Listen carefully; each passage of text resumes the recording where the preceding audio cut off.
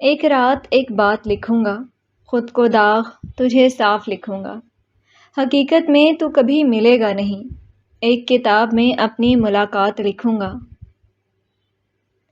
موسم ابر آلود ہو رہا تھا، آسمان سے ہلکی ہلکی پھوار برس رہی تھی اور پہاڑی راستوں پر گھوڑے کی باقاعدہ ٹاپیں خاموش فضا میں ایک الگ ہی ردھم پیدا کر رہی تھیں۔ ذوالفقار نہایت احتیاط سے گھوڑے کی لگام تھامے پتھریلے راستے پر آگے بڑھ رہا تھا۔ ٹھنڈی ہوا دیودار اور چیڑ کے درختوں سے ٹکراتی ہوئی اس کے چہرے کو چھو رہی تھی۔ چند ہی دیر بعد وہ اسی آبادی کے قریب پہنچ گیا جہاں چند روز پہلے قسمت نے اسے ایک ایسی ملاقات سے نوازا تھا جس کا اثر اب تک اس کے دل و دماغ پر قائم تھا۔ جو ہی وہ آبادی کی حدود میں داخل ہوا، راستے سے گزرنے والے لوگوں کی نظریں بے اختیار اس پر ٹھہرنے لگیں۔ اس کی وجیح نقوش، پروکار شخصیت اور شاہانہ انداز نے ہر دیکھنے والے کو چند لمحوں کے لیے متوجہ کر لیا تھا۔ خاص طور پر لڑکیوں اور عورتوں کی نگاہیں اس کا تعاقب کر رہی تھیں۔ کوئی سرے راہ چلتے چلتے پلٹ کر اسے دیکھتی، کوئی اپنی سہیلی کے کان میں دھیرے سے کچھ کہتی، تو کوئی محض مسکرا کر نظریں جھکا لیتی، مگر ذوالفقار کو ان سب نگاہوں کا احساس ہونے کے باوجود ان سے کوئی دلچسپی نہیں تھی۔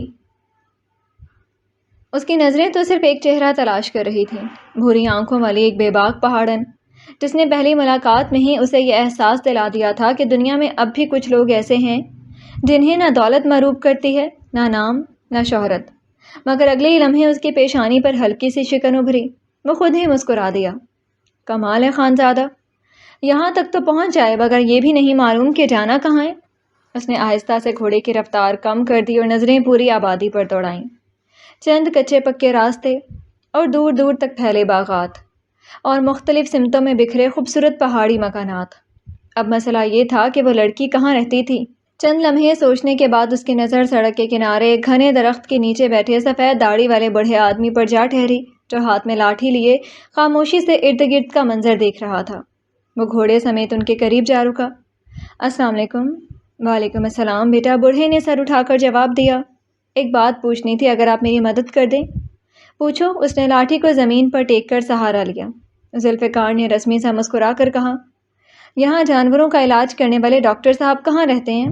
بوڑھے نے چند لمحے اسے دیکھا، پھر مسکراتے ہوئے دور ایک کشادہ مکان کی طرف اشارہ کیا۔ سامنے جو باغ نظر آ رہا ہے نا، اسی کے ساتھ جو 2 منزلہ مکان ہے، وہی ڈاکٹر کریم کا گھر ہے۔ ذوالفقار نے انگلی کے اشارے کی طرف نگاہ کی، دور سے وہ مکان نظر آ رہا تھا۔ اس کی سنہری آنکھوں میں ڈھیروں چمک اتر آئی تھی۔ تھینک یو بابا جی۔ اس نے عجلت سے شکریہ ادا کیا اور کوئی جواب سنے بغیر گھوڑے کو اسی راستے پر دوڑا دیا۔ منزل قریب تھی اور جانے کیوں اس کے دل کی دھڑکن معمول سے کچھ تیز ہو گئی۔ پھر چند ہی لمحوں میں وہ اس مکان کے سامنے کھڑا تھا۔ گھر ویسا ہی تھا جیسا ایک خوشحال پہاڑی خاندان کا ہونا چاہیے تھا۔ سرمئی پتھروں اور دیودار کی لکڑی سے تعمیر کیا گیا خوبصورت 2 منزلہ مکان، جس کی بالکنی پر رنگ برنگے پھولوں کے گملے کے تار سے سجے تھے۔ صحن نہایت صاف ستھرا تھا۔ ایک طرف مختلف پھلوں کے درخت تھے، جبکہ گھر کے اگپ میں دور تک پھیلا سیبوں کا باغ اپنی پوری بہار پر تھا۔ ذوالفقار گھوڑے سے اترا اور اس کی گردن پر ہلکی سی تھپکی دے کر دروازے کی طرف بڑھ گیا۔ مٹھی بنا کر اس نے بند دروازے پر دستک دی۔ چند لمحوں بعد دروازہ کھلا۔ سامنے تقریباً 50-55 برس کے ایک وجیح شخص کھڑے تھے۔ سفید شلوار قمیض پر گرم ویسٹ کوٹ، چہرے پر نفاست اور آنکھوں میں عجیب سی شفقت تھی۔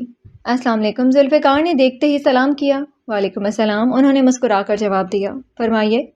وہ اسے اور اس کے گھوڑے کو بھی دیکھ رہے تھے۔ معافی چاہتا ہوں، میں شاید آپ کو زحمت دینے آ گیا ہوں۔ زحمت کیسی؟ انہوں نے دروازہ پورا کھول دیا۔ آؤ، اندر آؤ۔ اپنے گھوڑے کی لگام تھامے ہوئے وہ صحن میں داخل ہو گیا۔ ایک ہی نظر میں اس نے پورا صحن دیکھ لیا تھا، مگر دید کی پیاس ادھوری ہی رہی۔ کیا کام ہے بیٹا؟ انہوں نے پوچھا تو وہ چونک کر ان کی طرف مڑا، پھر ہلکی سے مسکراہٹ ہونٹوں پر سجا کر بولا، ایکچولی میں نے سنا تھا کہ آپ جانوروں کا علاج کرتے ہیں۔ جی کرتا ہوں۔ ان کی نظر گھوڑے پر گئی۔ کیا مسئلہ ہے اسے؟ ذوالفقار نے ایک لمحے کو گھوڑے کی طرف دیکھا، پھر پوری سنجیدگی سے بولا، مجھے لگ رہا ہے اس کی طبیعت کچھ ناساز ہے۔ اچھا، دیکھتا ہوں۔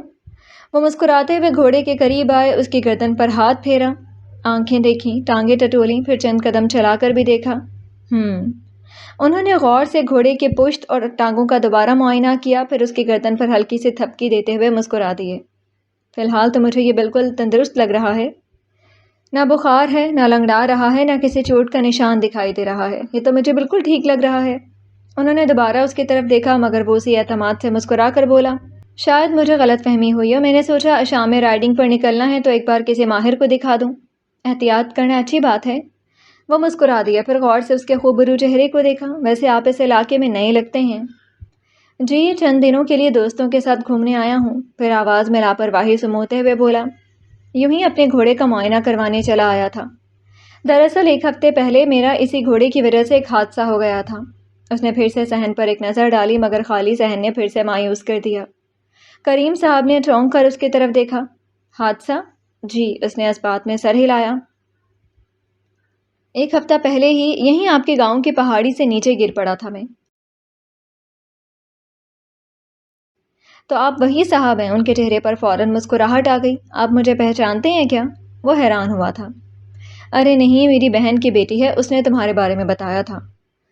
صفائی دیتے ہوئے پھر بھی ان کے ہونٹوں پر ہلکی ہلکی مسکراہٹ تھی۔ یہ مسکراہٹ اسے اچھی نہیں لگی، اسے کچھ کھٹکا۔ اس نے آپ کو کیا بتایا تھا؟ گھر آ کر سارا قصہ سنایا تھا کہ ایک ضدی اور گھمنڈی زخمی سیاہ ملا تھا جو اپنا نام بتانے پر بڑا فخر کر رہا تھا۔ وہ تو سادگی سے ہنس ہنس کر بتا رہے تھے، لیکن لمحے میں ذوالفقار کے چہرے کے تاثرات بدل گئے۔ اس کی بھویں معمولی سے سکڑی، اس کی انا کو ہی نہیں مردانگی غرور کو بھی ہلکی سی ٹھیس ضرور پہنچی تھی۔ زندگی بھر لوگ اس کے نام کا احترام، روب اور اہمیت کے ساتھ لیتے آئے تھے۔ کسی کی مجال نہیں تھی کہ اس کے پیٹھ پیچھے بھی اسے کمتر سمجھے یا مذاق بنائے۔ اور یہاں ایک پہاڑن لڑکی تھی جس نے نہ صرف اس کے نام کو خاطر میں نہ لایا بلکہ اس کا مذاق بنایا تھا۔ ایسا بھی کچھ نہیں ہے، اس نے اسپاٹ لہجے میں کہا۔ شاید آپ کی بھانجی کو دوسروں کا مذاق بنانے کی عادت ہے۔ اگرچہ اس نے اپنے لہجے پر قابو رکھا تھا مگر آواز کی گہرائی صاف بتا رہی تھی کہ یہ بات اسے ناگوار گزری ہے۔ کریم صاحب کے ہونٹوں سے مسکراہٹ فوراً سمٹ گئی۔ وہ عمر رسیدہ اور زمانہ شناس شخص تھے۔ ایک ہی نظر میں سمجھ گئے کہ سامنے کھڑا شخص کوئی عام سیاہ نہیں بلکہ ایک ایسا آدمی ہے جو اپنی حیثیت، وقار اور خودداری پر فخر کرتا ہے۔ اس کی شائستگی اپنی جگہ مگر اس کی شخصیت میں خاموش غرور بھی تھا، اور اس غرور کو شاید پہلی بار کسی نے اس طرح نظر انداز کیا تھا۔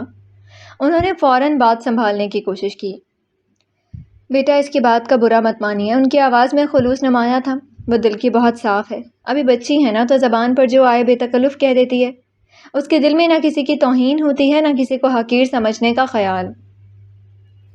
چند لمحے رکے پھر ہلکی سے مسکراہٹ کے ساتھ گویا ہوئے، اصل میں وہ ابھی دنیا کی اونچ نیچ سے زیادہ واقف نہیں ہے۔ اس کے لیے ہر انسان بس انسان ہے، نہ وہ کسی بڑے نام سے مروب ہوتی ہے نہ کسی معمولی آدمی کو کمتر سمجھتی ہے۔ ذوالفقار خاموشی سے ان کی بات سنتا رہا مگر نہ جانے کیوں کریم صاحب کی یہ وضاحت بھی دل میں اٹھنے والی کسک کو کم نہ کر سکی۔ شاید اس لیے کہ چوٹ اس کی انا پر کم، اس کے جذبات پر زیادہ لگی تھی۔ گزشتہ ایک ہفتے سے وہ اسی ایک لڑکی کے خیال میں اپنی نیند اور اپنا سکون گنوا بیٹھا تھا۔ اس کی ایک جھلک دوبارہ دیکھنے کے لیے اتنا طویل راستہ طے کر کے آیا تھا، اور ادھر وہ اس پوری ملاقات کو محض ایک دلچسپ واقعہ سمجھ کر گھر میں بیٹھے ہنس رہی تھی، گویا اس کے لیے وہ سب کچھ صرف ایک قصہ تھا، جبکہ ذوالفقار کے لیے وہ حادثہ اس کی زندگی کی سب سے غیر متوقع اور یادگار ملاقات بن چکا تھا۔ یہ احساس نہ جانے کیوں اس کے اندر کانٹے کی طرح چبھنے لگا۔ ایسا لگا جیسے سینے میں کوئی دبی ہوئی آگ اچانک بھڑک اٹھی ہو۔ اس کے غرور، اس کی خودداری اور شاید اس کے جذبات، تینوں کو ایک ساتھ چوٹ پہنچی تھی۔ اس کے اندر کی آواز جیسے اسے مسلسل اکسا رہی تھی۔ ذوالفقار خانزادہ، یہ بات اتنی آسانی سے بھلانے کے قابل نہیں۔ وہ اسے یاد نہ رکھتی، چند دنوں بعد بھول جاتی، یہ بھی شاید اسے اتنا ناگوار نہ گزرتا، مگر اس نے گھر جا کر اس کا تذکرہ ایک مذاق کے طور پر کیا تھا۔ اس پر ہنسی تھی، اس کی شخصیت کو ایک ضدی اور گھمنڈ سیاہ کے چند لفظوں میں سمیٹ دیا تھا۔ حالانکہ اس نے ایسا کیا ہی کیا تھا، صرف اپنا تعارف کروایا تھا، تھوڑا ہنس کر بات کرنی چاہی تھی، بس اتنا ہی، اور یہی بات اس کے اندر ایک عجیب سی بے چینی پیدا کر رہی تھی۔ وہ پہلی لڑکی تھی جس کے بارے میں وہ مسلسل سوچتا رہا، اور شاید پہلی ہی لڑکی تھی جس نے اس کے بارے میں سوچا بھی تو ہنستے ہوئے۔ کیا سوچ رہی ہو بیٹا؟ کریم صاحب نے اس کی خاموشی محسوس کی تو شفقت بھرے لہجے میں پوچھا۔ اگر اس کی کسی بات سے تمہیں برا لگا ہے تو رمشا کی طرف سے میں معذرت چاہتا ہوں، وہ بھی نادان ہے، دل کی صاف ہے، کبھی کبھی بے سوچے سمجھے ایسی بات کہہ جاتی ہے۔ تو رمشا نام ہے اس کا۔ آخرکار وہ نام اس کے کانوں تک پہنچ گیا، رمشا۔ ذوالفقار نے دل ہی دل میں آہستہ سے یہ نام دہرایا۔ اگلے لمحے اس نے اپنی گردن جھٹک کر کریم صاحب کی طرف دیکھا۔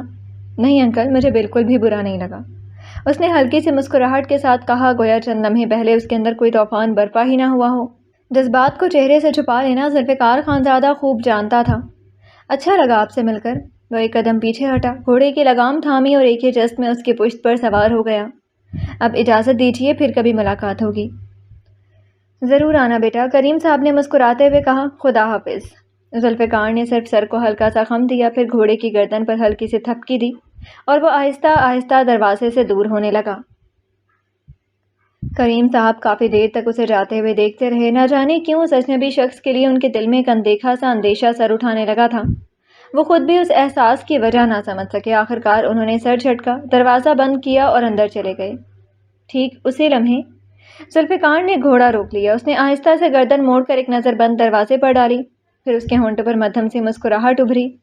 وہ یہاں سے جانے کے لیے نہیں نکلا تھا، وہ تو صرف اس بات کا انتظار کر رہا تھا کہ کریم صاحب اندر چلے جائیں، کیونکہ اس کا دل کہہ رہا تھا کہ اگر رمشا گھر میں نہیں تھی تو وہ یقیناً گھر کے عقب میں پھیلے سیبوں کے باغ ہی میں ہوگی۔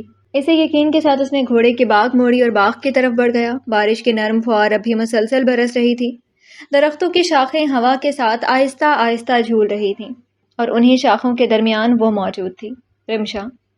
وہ ایک ٹوکری ہاتھ میں لیے سیب چننے میں مصروف تھی، کبھی کسی شاخ کو نیچے کھینچتی، کبھی پنجوں پر اٹھ کر سرخ سیب توڑنے کی کوشش کرتی۔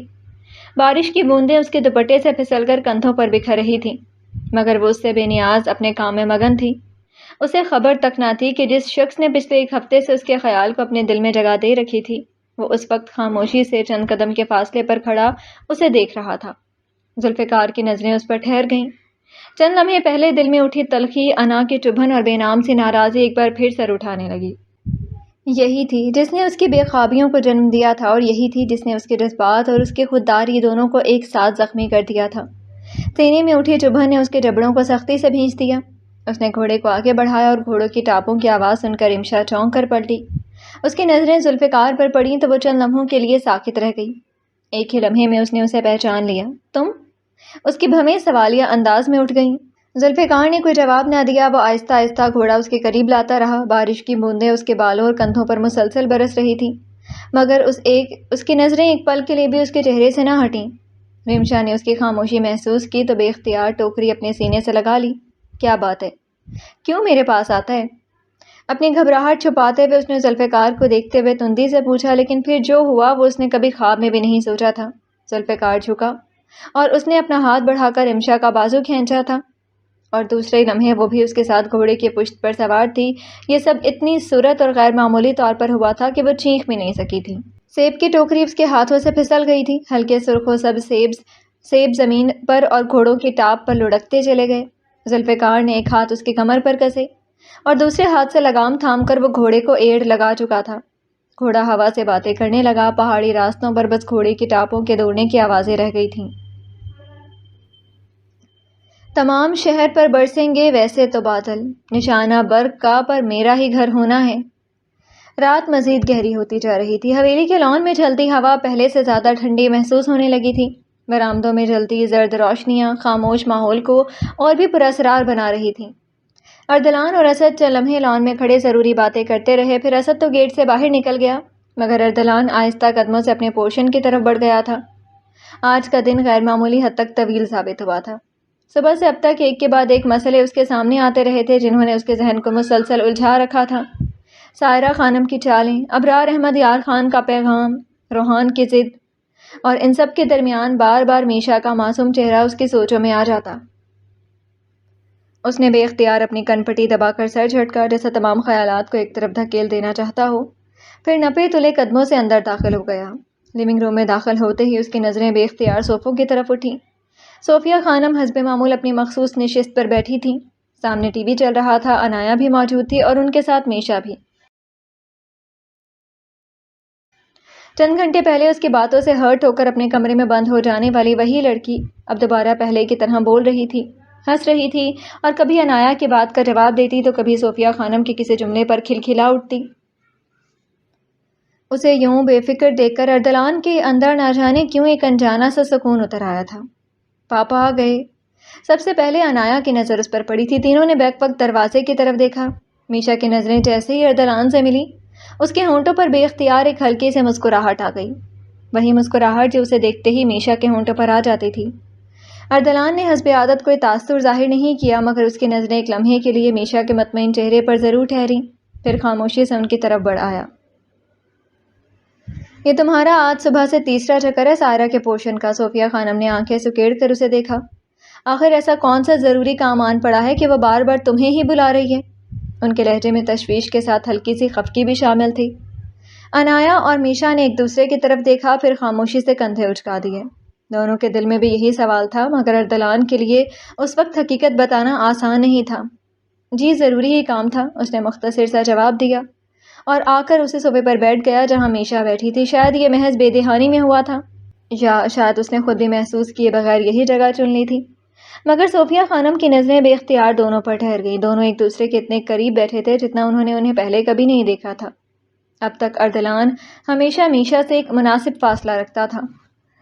اس کا رویہ بے حد محتاط، سنجیدہ اور کسی حد تک اجنبیوں جیسا رہا تھا، مگر آج صبح اسے اپنے ساتھ حویلی لے کر آنا، پھر اس کا بگڑا ہوا موڈ ٹھیک کرنا، اور اب بے اختیار اس کے اتنے قریب آ کر بیٹھ جانا۔ اگرچہ ارسلان کے چہرے یا انداز سے ابھی محبت کی کوئی کھلی جھلک نہیں تھی، مگر صوفیہ خانم جیسی تجربے کار عورت کے لیے اتنی سی تبدیلی بھی بہت بڑی تھی۔ دونوں ایک ساتھ بیٹھے کتنے مکمل لگتے تھے۔ ماشاء اللہ، اللہ میرے دونوں بچوں کو ہر نظر بد سے محفوظ رکھے۔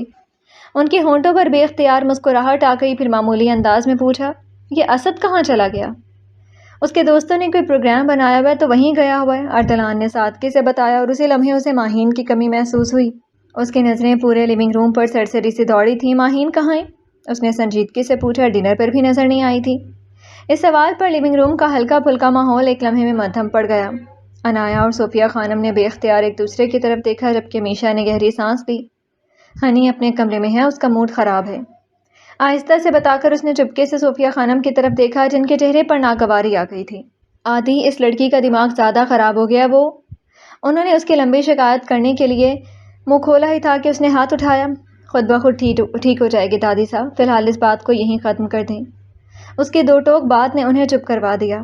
ارسلان کی آنکھوں میں سوچ اتری۔ اسے بخوبی اندازہ تھا کہ ماہین کا کمرے میں بند ہو جانے کی اصل وجہ کیا ہے۔ لیونگ میں چند لمحوں کے لیے خاموشی چھا گئی۔ میں ہنی کو دیکھ لوں؟ میشا اچانک اٹھنے لگی تھی جب رہنے دو، ارسلان کی آواز پر وہ ٹھٹک گئی۔ بیٹھو، مجھے ایک ضروری بات کرنی ہے۔ اس نے پلکوں کے اشارے سے بیٹھنے کا اشارہ بھی دیا تو اس نے چند لمحے اسے دیکھا، پھر آہستہ سے دوبارہ بیٹھ گئی۔ کوئی خاص بات ہے کیا آدی؟ صوفیہ خانم نے تشویش سے اس کا چہرہ دیکھا۔ انایا اور میشا بھی خاموشی سے اس کی طرف دیکھ رہی تھیں۔ ارسلان کی نگاہ آہستہ سے انایا پر ٹھہری۔ وہ ہمیشہ کی طرح بے فکری سے بیٹھی تھی، چہرے پر معصومیت، آنکھوں میں بے خبری۔ اس کے دیکھنے پر بس ہلکا سا مسکرائی۔ ارسلان کے سینے پر جیسے بوجھ اور بڑھ گیا۔ اسے کیا معلوم تھا، چند لمحے پہلے اس کی زندگی کا ایک بڑا فیصلہ ہو چکا تھا اور وہ خود اس فیصلے سے بالکل بے خبر تھی۔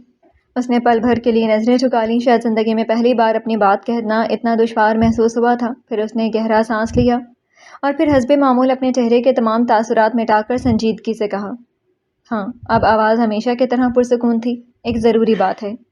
کمرے میں موجود تینوں عورتیں پوری توجہ سے اس کی طرف دیکھنے لگیں۔ چند لمحے وہ خاموش بیٹھا رہا جیسے مناسب الفاظ چن رہا ہو۔ دادی صاحب، اس نے آہستگی سے کہا، انہوں نے روحان اور انایا کی رخصتی کا فیصلہ کر لیا ہے۔ وہ چپ ہوا اور اس نے پل بھر کے لیے ششدر رہ گئی انایا کی طرف دیکھا، پھر نظریں ہٹا لیں۔ اور میں، اس کی آواز معمولی سی بھاری ہوئی تھی، اس فیصلے کے لیے اپنی رضامندی دے آیا ہوں۔ بات ختم ہوئی اور لیونگ روم پر ایسی خاموشی چھا گئی جیسے وقت ایک لمحے کے لیے رک گیا ہو۔ انایا کے چہرے سے رنگ یکایک اڑ گیا، وہ زرد سی ہو گئی۔ خود میشا بھی حیران رہ گئی تھی۔ کیا کہہ رہے ہیں آپ؟ اس کے لبوں سے بمشکل نکلا۔ حیران نظریں ارسلان پر تھیں۔ وہی، اس نے نظریں جھکائیں جو تم سب نے سنا ہے۔ اس کے لیے یہ اس لمحے انایا کی آنکھوں میں دیکھنا شاید سب سے مشکل کام تھا۔ یہ کیا کہہ رہے ہو آدی؟ صوفیہ خانم کی آواز میں حیرت بھی تھی اور خفگی بھی۔ کہ اب ہمارے گھر کے سارے فیصلے وہی کرے گی؟ تم نے آخر رضامندی کیوں دی؟ ارسلان خاموش رہا۔ اس نے نہ صوفیہ خانم کی طرف دیکھا نہ انایا کی طرف، صرف ایک گہرا سانس لے کر انگلیاں آپس میں پھنسا لیں۔ وجہ مت پوچھے دادی صاحب۔ آواز حسب معمول اسپاٹ تھی، مگر اسپاٹ لہجے کے پیچھے عجیب سی تھکن چھپی ہوئی تھی۔ میں صرف اتنا کہہ سکتا ہوں، یہ فیصلہ ہو چکا ہے اور اسے کوئی نہیں بدلے گا۔ نہیں بدلے گا؟ صوفیہ خانم ناراضگی سے اسے دیکھنے لگی۔ مجھ سے پوچھنے کی ضرورت بھی تم نے محسوس نہیں کی؟ ارسلان نے سختی سے آنکھیں بند کر کے کھولیں۔ دادی صاحب، اس نے پہلی بار سر اٹھایا، سیدھا ان کی آنکھوں میں دیکھا۔ کیا میں بغیر کسی سے پوچھے کوئی فیصلہ نہیں کر سکتا؟ کیوں نہیں کر سکتے؟ مگر وہ خفگی سے بولیں، میری پوتی کی زندگی کا فیصلہ ہو رہا ہے اور میں خاموش رہوں؟ پہلے بلا وجہ نکاح کروایا اور اب یوں اچانک رخصتی۔ آخر وہ سائرہ خود کو سمجھتی کیا ہے؟ میشا حیرت اور پریشانی سے کبھی اردلان کو دیکھتی، کبھی صوفیہ خانم کو، اور پھر ترہم بھری نظر عنایا پر ٹھہر جاتی۔ اسے سمجھ ہی نہیں آ رہا تھا کہ اس ماحول میں کیا کہے کیا کرے۔ اور عنایا، وہ تو جیسے بے حس ہو کر رہ گئی تھی، آنکھوں میں آنسو بھر آئے تھے، مگر وہ مسلسل اردلان کو دیکھے جا رہی تھی۔ کچھ کہنے، اعتراض کرنے یا اپنا حق مانگنے کا اختیار تو اس سے بہت پہلے ہی چھین لیا گیا تھا۔ دادی صاحب، غصہ کرنے کا کوئی فائدہ نہیں ہے، انہوں نے سب کچھ طے کر لیا ہے۔ اردلان کی نظریں ابھی مسلسل اپنے پیروں کی طرف تھی اور چہرہ سپاٹ آدھی۔ صوفیہ خانم کی آواز اب پہلے سے کہیں زیادہ دھیمی تھی، مگر اس میں دکھ صاف جھلک رہا تھا۔ میں نے ہمیشہ تمہارے ہر فیصلے پر بھروسہ کیا ہے، تو اب بھی کچھ کیجیے دادی صاحب، تو ابھی کیجیے دادی صاحب۔ اردلان نے دھیرے سے سر اٹھایا، اسے سرد سنجیدگی سے ان کی طرف دیکھا۔ میں نے یہ فیصلہ اچھی طرح سوچ سمجھ کر کیا ہے، اور آپ سب جانتے ہیں میں اپنے فیصلے بدلا نہیں کرتا۔ یہ کہہ کر وہ ایک جھٹکے سے کھڑا ہوا۔ زیادہ وقت نہیں ہے، جو تیاریاں کرنی ہیں کل سے شروع کر دیجیے، دو ٹوک انداز میں کہا، اور کسی کو مزید کچھ کہنے کا موقع دیے بغیر وہ مڑا اور لمبے لمبے قدم اٹھاتا لیونگ روم سے باہر نکل گیا۔ اس کے جاتے ہی کمرے میں ایسا سناٹا اتر آیا جیسے ابھی ابھی کوئی طوفان گزر کر گیا ہو۔ صوفیہ خانم بے بسی کے عالم میں وہیں بیٹھی رہ گئی۔ میشا خاموشی سے عنایا کا ہاتھ تھامے اسے دیکھتی رہی، اور عنایا اس کی آنکھوں سے خاموش آنسو پلکوں کی قید توڑ کر گال پر بہہ نکلا، مگر اس نے اسے پہنچنے کی بھی کوشش نہ کی تھی۔ تمہارا ہونے کے فیصلے کو میں اپنی قسمت پہ چھوڑتا ہوں، اگر مقدر کا کوئی ٹوٹا کبھی ستارہ تو میں تمہارا۔ میشا نے آہستگی سے کمرے کا دروازہ کھولا اور بغیر کوئی آواز کیے اندر آ گئی۔ اتنی دیر میں اردلان اپنے معمول کے مطابق نہا دھو کر بستر سے ٹیک لگائے نیم دراز ہو چکا تھا۔ حسب دستور موبائل اس کے ہاتھ میں تھا اور نظریں اسکرین پر جمی ہوئی تھیں۔ کمرے میں داخل ہونے والی میشا پر اس نے ایک سرسری سے نظر ڈالی اور پھر دوبارہ فون کی طرف متوجہ ہو گیا۔ وہ چند لمحے دروازے کے پاس ہی کھڑی اسے دیکھتی رہی۔ نہ جانے کیوں آج اسے یہ خاموش کمگو آدمی پہلے جیسا نہیں لگ رہا تھا۔ شام کو پہلی بار اس نے اسے منانے کی کوشش کی تھی، پہلی بار اس کے آنسو پہنچے تھے، پہلی بار اسے وعدہ کیا تھا، اور انہی چند لمحوں نے جیسے اس کے دل میں اردلان کے لیے ایک نیا احساس جگا دیا تھا۔ وہ ہلکے ہلکے قدم اٹھاتی اس کے قریب آئی، پھر بستر کے کنارے بیٹھ گئی۔ کچھ کہنا ہے؟ اردلان نے موبائل سے نظریں ہٹائے بغیر ہی پوچھا۔ اس نے دھیرے سے اس بات میں سر ہلایا، پھر چند لمحے خاموش رہ کر اس کا چہرہ دیکھنے لگی۔ اس بار اس نے موبائل لاک کر کے ایک بھویں ذرا سی اٹھائی۔ جو بھی کہنا ہے کہو، مگر رخصتی روکنے کی کوئی سفارش ہرگز مت کرنا۔ میشا نے بے اختیار ہونٹ سکیڑ لیے۔ میں جانتی ہوں آپ فیصلہ کر چکی ہیں، مگر وہ چند لمحے رکی، پھر آہ بھری، یہ والا بم بھی آج ہی پھوڑنا تھا؟ ضروری تھا؟ اردلان نے خاموشی سے اسے دیکھا۔ ضروری؟ اس نے بے یقینی سے دہرایا۔ نیچے سب کے چہرے دیکھے تھے آپ نے؟ دادی سا کتنی ناراض ہو گئی ہیں، اور انی؟ اس کی آواز خود بخود دھیمی پڑ گئی تھی۔ وہ تو جیسے ایک دم پتھر کی ہو گئی، بہت ہرٹ ہوئی ہے وہ اس فیصلے سے۔ اردلان کی نظریں ایک لمحے کے لیے جھکی، مگر اگلی لمحے اس کا چہرہ پھر پہلے جیسا بے تاثر ہو گیا۔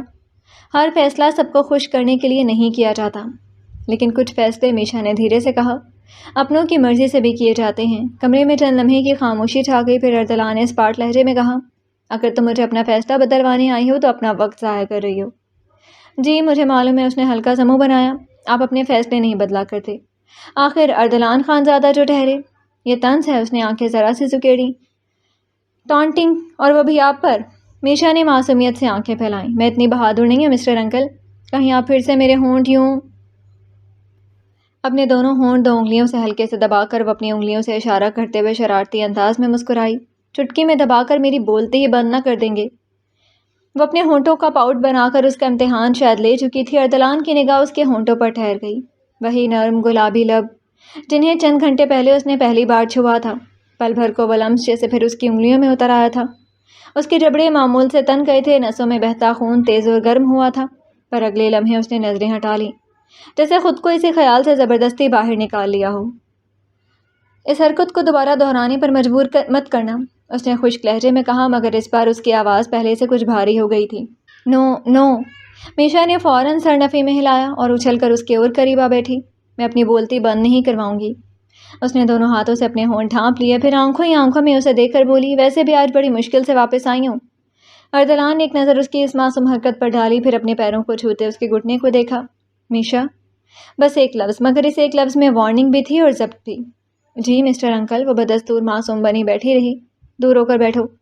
کیوں؟ اس نے بے اختیار پوچھ لیا۔ اردلان نے چند لمحے خاموش رہ کر اسے دیکھا، پھر نگاہ دوسری طرف پھیر لی۔ اس بار اگر تم نے مجھے کس کرنے کی کوشش کی تو نتیجہ بھی بھگتنا پڑے گا۔ او مائی گاڈ! میشا کا چہرہ پل بھر میں بلش کر گیا۔ شام کو اپنی حرکت جیسے ایک دم پوری تفصیل کے ساتھ یاد آ گئی، کیسے وہ جذبات میں آ کر اس کی گود میں جا گری تھی اور بار بار اس کے گال چوم بیٹھی تھی۔ شرم کا حملہ اتنا خطرناک ہوا کہ اس نے فوراً دونوں ہاتھوں سے اپنا چہرہ چھپا لیا۔ ادھر اردلان خاموشی سے اسے ہی دیکھ رہا تھا۔ اس کی نگاہوں میں پہلی بار ہلکی سی دلچسپی اتر آئی۔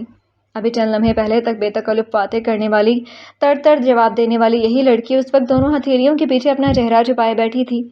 اس کے لیے یہ منظر غیر متوقع بھی تھا اور کسی حد تک دلچسپ بھی۔ بے اختیار اس کے ہونٹوں کے کنارے معمولی سے اوپر اٹھے۔ "What happened to you, Mrs Khanzada?"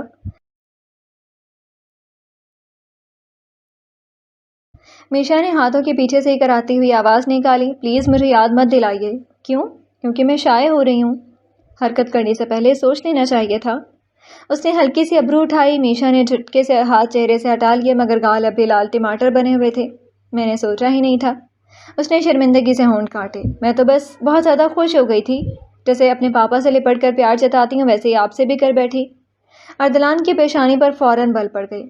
"میں تمہارا ہسبینڈ ہوں," اس نے ناگواری سے کہا۔ "مجھے پاپا والا پیار ہرگز نہیں چاہیے۔" میشا نے پلکیں جھپکی، پھر بے اختیار ہنسی روکنے کے لیے اپنے ہونٹ دانتوں تلے دبا لیے۔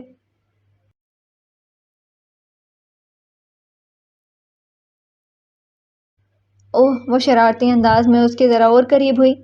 "تو پھر مسٹر انکل کو پاپا والا نہیں، ہسبینڈ والا پیار چاہیے؟" وہ چہرہ آگے کی اس کی آنکھوں میں دیکھ رہی تھی۔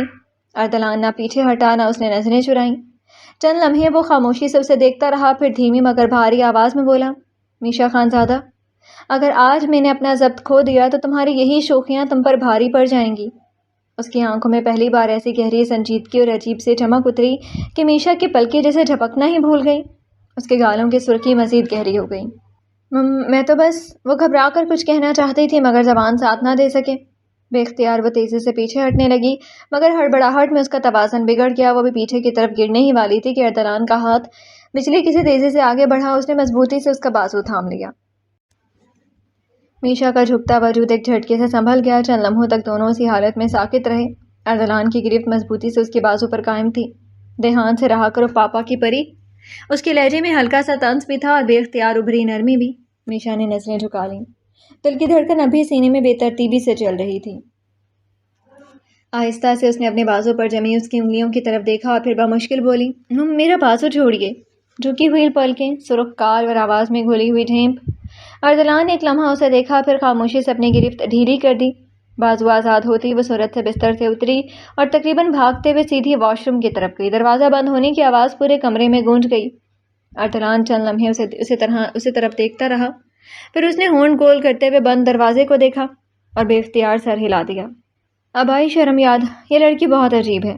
زیر لب بڑبڑاتے ہوئے اس نے سر جھٹکا اور دوبارہ موبائل اٹھا لیا تھا۔ ابھی اس نے اسکرین آن ہی کی تھی کہ دروازے پر ہلکی سی دستک ہوئی۔ اردلان کی نظریں دروازے کی طرف اٹھیں۔ "آ جاؤ" کہہ کر وہ سیدھا ہو کر بیٹھ گیا۔ دروازہ آہستگی سے کھلا اور پھر عنایا اندر داخل ہوئی تھی۔ اسے دیکھتے ہی اردلان کے چہرے کے تاثرات فوری بدلے تھے۔ سینے کے اندر ٹیس سی اٹھی تھی مگر چہرہ اسپاٹ ہی رہا اور سرد آنکھیں اس کے چہرے پر جمی تھی جو چہرہ بجھا ہوا تھا۔ آنکھیں مسلسل رونے کی وجہ سے سرخ ہو رہی تھیں۔ "کیا بات ہے عنایا؟" سوال پوچھتے ہوئے پلکیں تک نہ جھپکی۔ عنایا کا حوصلہ ایک پل کے لیے ٹوٹا، پھر مشکل سے آگے بڑھی۔ اب حالت یہ تھی کہ نظریں جھکی تھیں اور ہاتھ آپس میں جڑے ہلکے ہلکے لرز رہے تھے۔ "پاپا مجھے آپ سے کچھ کہنا ہے۔" اس کی آواز گلے سے پھنس پھنس کر نکلی تھی۔ "بولو" وہ مختصر سا بولا۔ عنایا نے لرزتے ہوئے ہونٹوں پر زبان پھیری، پھر نظریں اٹھائیں۔ "پاپا کی رخصتی روک دیجیے۔" اپنی بات کہتی اس نے تیزی سے نظریں جھکا لیں۔ اردلان کے چہرے کے تاثرات اور بھی سرد و اسپاٹ ہو گئے۔ "میں کچھ نہیں کر سکتا، یہ سب کچھ طے ہو چکا ہے، اب انکار کی کوئی گنجائش نہیں ہے۔" وہ قطعیت سے بولا تو عنایا نے تڑپ کر سر اٹھایا۔ "پلیز پاپا" اس کی آواز بھیگ گئی، "مجھے مت بھیجیے، پلیز ان کو منع کر دیں۔" "میں نے کہا نا۔" اس نے بمشکل اپنے لہجے کو اسپاٹ رکھا۔ "تمہاری نانی کے فیصلوں کا اختیار میرے ہاتھ میں نہیں ہے۔" عنایا کی آنکھوں سے آنسو ڈھلک پڑے۔ "پلیز چاچو۔" یہ لفظ سنتے ہی اردلان اپنی جگہ ساکت رہ گیا، جیسے وقت ایک لمحے کے لیے تھم گیا ہو۔ عنایا کو بھی شاید احساس نہ تھا کہ بے اختیار اس کی زبان سے بچپن کی وہی پکار نکل گئی تھی، وہ پکار جو برسوں پہلے نئے بننے والے رشتے سے کہیں پیچھے رہ گئی تھی۔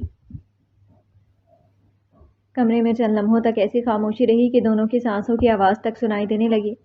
اردلان نے آہستہ سے آنکھیں بند کیں، پھر ایک گہرا سانس لے کر دوبارہ انہیں کھولا۔ انایا، اس کی آواز پہلے سے کہیں زیادہ سرد تھی، مجھے اس طرح مت پکارو، میں تم لوگوں کا پاپا ہوں، پھر کبھی نہ سنوں تمہارے ہونٹوں سے یہ پکار۔ لہجہ اتنا سخت تھا کہ انایا کی آنکھیں جھک گئیں، تو آنسو پلکوں سے ٹوٹے اور گالوں پر بہہ گئے جسے اس نے صاف کرنے کی کوشش بھی نہیں کی، بس گیلی آواز میں بولی، پلیز پاپا۔ اس کی آواز سسکیوں میں گھل گئی، یہ رخصتی روک دیجیے، میرا دم گھٹتا ہے وہاں جانے کا سوچ کر، میں مر۔ ہونٹوں سے ٹوٹی ہوئی سسکی نکلی کہ وہ اپنی بات بھی مکمل نہ کر سکی۔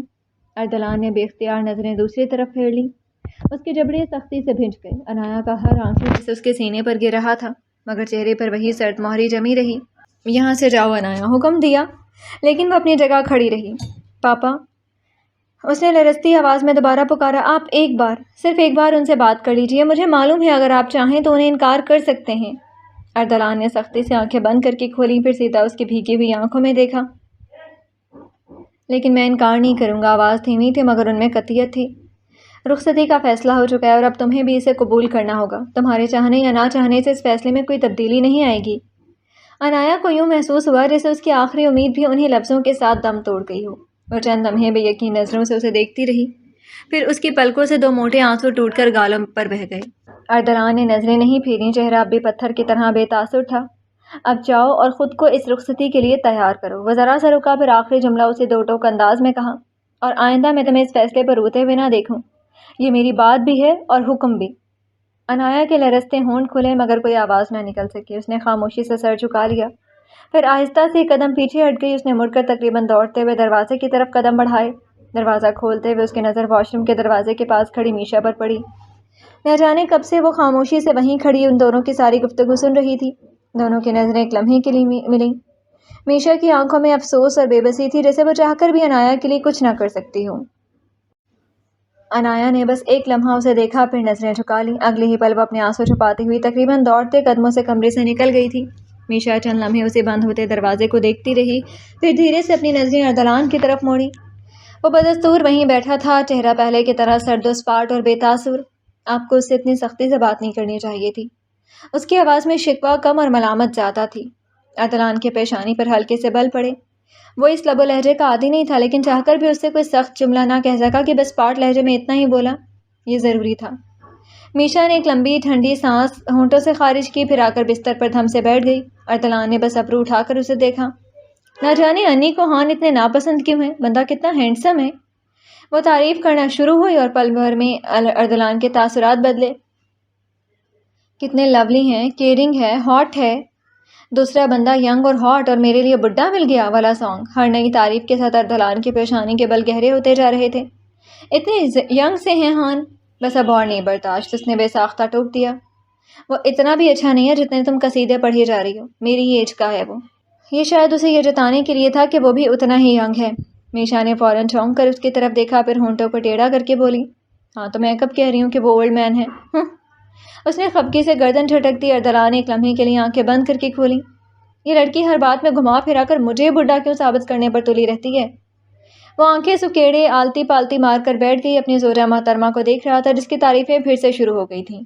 انایا پتہ نہیں کیوں سمجھ نہیں پا رہی کہ ہان کتنے اچھے ہیں، اتنے سافٹ سپوکن، اتنے رسپیکٹ فل، اور جس طرح انی کو دیکھتے ہیں نا، وہ بولتی ہی جا رہی تھی کہ اردلان نے پھر سے اس کی بات کاٹ دی۔ یہ اتنی تعریفیں کس لیے ہو رہی ہیں؟ میشا نے ناک سکیڑ کر اسے دیکھا، اس لیے کہ وہ اتنی ہی تعریف کے لائق ہیں، وہ ہیں ہی اتنے اچھے، اور یہ انی؟ اس نے افسوس سے سر ہلایا، پھر تھوڑی مٹھی پر ٹکا دی۔ بندہ محبت کرنے والا مل گیا ہے، پھر بھی قدر نہیں کر رہی۔ اس نے ہلکی سے ابرو اٹھائی، تمہیں کیا الہام ہو گیا کہ وہ انایا سے محبت کرتا ہے؟ الہام نہیں، آبزرویشن، اس نے فوراً جواب دیا۔ میشا جیلانی محبت اور نفرت دونوں کی زبان اچھی طرح سمجھتی ہے۔ بڑی شان سے گردن اٹھائی گئی، بس سینہ ٹھوکنے کی کمی تھی۔ ہان کی آنکھیں تو دور سے ہی محبت کی ریز چھوڑتی ہیں، کتنے پیار سے انی کو دیکھتے ہیں۔ ہان جب بھی انی کے سامنے آتے ہیں نا، اردلان نے بے اختیار نفی میں سر ہلایا۔ وہ ہان اور میں مسٹر انکل۔ اس بار ہان کی مسلسل تکرار پر اس نے ناگواری سے اس کی بات کاٹ دی۔ یہ ہان کیا ہوتا ہے؟ اس کا نام روحان ہے۔ دل تو چاہ رہا تھا ساتھ کمینہ بھی لگا دوں، آخر ہے تو وہی۔ میشا نے پھر سے ٹوکے جانے پر آنکھیں سکیڑی۔ آئی نو کہ ان کا نام روحان ہے، میں پیار سے ہان بول رہی ہوں، تیوری چڑھا کر جواب دیا، اور پھر ایک ٹھنڈی آہ بھری۔ انی کتنی لکی ہے، جب چاہے گی انہیں پیار سے ہان کہہ دے گی۔ ایک میں ہوں۔ اگلے لمحے اس نے ناک سکیڑ کر اور منہ بنا کر اردلان کو دیکھا، مجھے تو سرے سے آدھی کہنے کی پرمیشن ہی نہیں ملی۔ خفکی سے منہ ٹیڑھا کرتے ہوئے اس نے قریب پڑا تکیہ اٹھایا اور گود میں رکھ لیا۔ پر تمہیں تو مسٹر انکل کہنے کی عادت ہو گئی ہے۔ اردلان کا لہجہ ہلکا سا طنزیہ تھا۔ میشا ایک لمحے کو ذرا سی گڑبڑائی، پھر پوری ڈھٹائی سے بولی، وہ تو آپ کا ڈینجر والا اورا دے کر خود ہی یہ نام ذہن میں آ گیا تھا، مگر وہ شرارت سے مسکرائی۔ تھوڑے تھوڑے کیوٹ بھی لگتے ہیں اس نام کے ساتھ آپ۔ اردلان نے آہستہ سے آنکھیں بند کر کے دوبارہ کھولی۔ کسی دن واقعی ڈینجر بن گیا تو پھر مسٹر انکل کہنے کی ہمت نہیں ہوگی، تو پھر آدھی کہنے کی پرمیشن دے دیجیے۔ اس نے فوراً موقع سے فائدہ اٹھایا۔ اس کی نظریں سیدھی اس کی آنکھوں میں جا ٹھہریں۔ تو کیا تم مجھے پیار سے آدھی کہنے کو تیار ہو؟ وہی سرمئی مائل سبز آنکھیں جن کی گہرائی میں وہ دھیرے دھیرے ڈوب رہی تھی۔ میشا بغیر پلک جھپکائے انہیں گہری آنکھوں میں دیکھتی رہی۔ شور پر ذرا سا آگے جھکی۔ مگر ایک شرط ہے۔ کیا؟ آبی ہان کی طرح اپنی ان موسٹ بیوٹیفل آئیز میں تھوڑی سی محبت بھر کر مجھے دیکھا کریں۔ یہ کہتے ہوئے اس نے شرارت سے آنکھیں جھپکائیں۔ انداز قاتلانہ تھا، مگر سامنے اردلان خان زادہ بیٹھا تھا۔ اس نے پلک تک نہ جھپکی، نہ چہرے پر کوئی تاثر آیا، نہ لہجہ بدلا۔ میری آنکھوں میں محبت نام کی کسی چیز کی جگہ نہیں ہے۔ اتنا کہہ کر اس نے بڑی بے نیازی سے میشا کی گود سے تکیہ کھینچا، اپنی طرف رکھا اور بستر پر لیٹ گیا۔ اب سو جاؤ، ہان کی تعریفیں کل بھی تو کرنی ہوں گی تمہیں۔ یہ طنز تھا یا صرف جملہ؟ میشا نے بھویں چڑھا کر اس کی پشت کو گھورا۔ دل تو ویسے ہی اس کی بات پر جل گیا تھا۔ ہاں ہیں وہ تعریف کے لائق، آپ جیسے سڑے ہوئے تو نہیں ہیں۔ تاؤ سے جواب دے کر اس نے دوسرا تکیہ اٹھایا، ذرا فاصلے پر پٹخا اور خود بھی زور سے کروٹ بدل کر لیٹ گئی، مگر آنکھیں بند کرنے کے باوجود کہیں آس پاس بھی نہ تھی۔ کبھی وہ تکیہ ٹھیک کرتی، کبھی چادر کھینچتی، کبھی بے چینی سے کروٹ بدلتی۔ چند لمحے اور گزرے تو اچانک بغل سے اردلان کی سپاٹ آواز آئی، کیا مصیبت ہو گئی ہے تمہیں؟ وہ جھنجھلایا سا بولا تھا، ڈھنگ سے سونا بھی نہیں آتا؟ مجھے نیند نہیں آ رہی، میشا نے بھی اسی تیزی سے جواب دیا۔ تو تمہیں نہیں آ رہی، اس کا مطلب یہ تو نہیں کہ اگلے بندے کی بھی نیند حرام کر دو؟ اردلان نے تیزی سے اس کی طرف سے کروٹ بدلی۔ میں نے آپ کو کیا کیا؟ وہ بھی فوراً پلٹ کر بولی۔ اب چہرے آمنے سامنے تھے، اس کی تیوری چڑھی۔ پچھلے 10 منٹ سے کبھی ادھر کبھی ادھر پورا بستر ہلا رکھا ہے تم نے، مجھے صبح جلدی اٹھنا ہوتا ہے۔ اس بار اس نے دانت کچکچا کر کہا، اور اب اگر ایک بار پھر کروٹ بدلی نا؟ وہ بات ادھوری چھوڑ کر خاموش ہو گیا۔ تو میشا نے فوراً ابرو اٹھائی، تو پھر اٹھا کر باہر پھینک دوں گا تمہیں؟ آپ سے یہی امید ہے، وہ ناراضی سے بولی۔ یہ نہیں کہ میرے ساتھ جاگے ہیں، مجھے اٹھا کر پھینکنے کی بات ہو رہی ہے۔ منہ بناتے ہوئے وہ اٹھ کر بیٹھ بھی گئی۔ جاگنے کی کوئی وجہ؟ اردلان بھی سیدھا ہوا اور دونوں بازوؤں کا سر کے نیچے رکھ لیا، نظریں اس کے چہرے پر جمی۔ مجھے نیند نہیں آ رہی۔ تو میں کیا کروں؟ عادتاً کاندھے جھٹکے۔ ہم دونوں ساتھ جاگتے ہیں۔ اس کے مشورے پر اس نے بھویں سکیڑی۔ What do you mean؟ مطلب کچھ باتیں کرتے ہیں، مجھے سونے کے وقت باتیں کرنے کی عادت نہیں ہے۔ اردلان نے اطمینان سے آنکھیں بند کر لی۔ اور جاگتے میں تو جیسے ہر وقت بولتے رہتے ہیں۔ وہ تو پوری جان سے جل گئی۔ بک بک بند کرو اور سو جاؤ، کل بہت کام ہے۔ بے ساختہ اس نے ہاتھ بڑھایا اور اسے کھینچ کر تکیہ پر پٹخ دیا۔ ہمیشہ چند لمحے ساکت رہی، پھر فوراً کروٹ بدل کر کوہنی تکیے پر ٹکا لی اور ہتھیلی پر ٹھوڑی رکھ کر اسے گھورنے لگی۔ مجھے نیند نہیں آ رہی، مجھ سے باتیں کریں۔ چپ چاپ سو جاؤ۔ وہ دوبارہ کروٹ بدل کر اس کی طرف پشت کر گیا۔ میشا نے جھنجھلا کر دانت پیسے، پھر اچانک اٹھ کر بیٹھ گئی۔ اگر آپ نے مجھ سے باتیں نہیں کی تو میں ہنی کے پاس جا رہی ہوں۔ چلی جاؤ۔ ادھر تو عجب بے نیازی تھی۔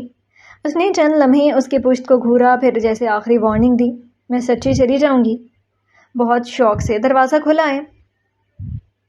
اس نے بغیر پلٹے اسے اسپاٹ انداز میں جواب دیا۔ میشا نے منہ کھول کر اسے دیکھا، پھر خفکی سے بولی، پہلے خود ہی زبردستی اپنے روم میں رکھتے ہیں، پھر خود ہی بھگا دیتے ہیں۔ میں تمہیں بھگا نہیں رہا، تمہارا باتیں کرنے کا دل چاہ رہا ہے اور میرا بالکل بھی اپنا دماغ خراب کرنے کا موڈ نہیں ہے، جیسے ہر وقت بڑے اچھے موڈ میں رہتے ہیں۔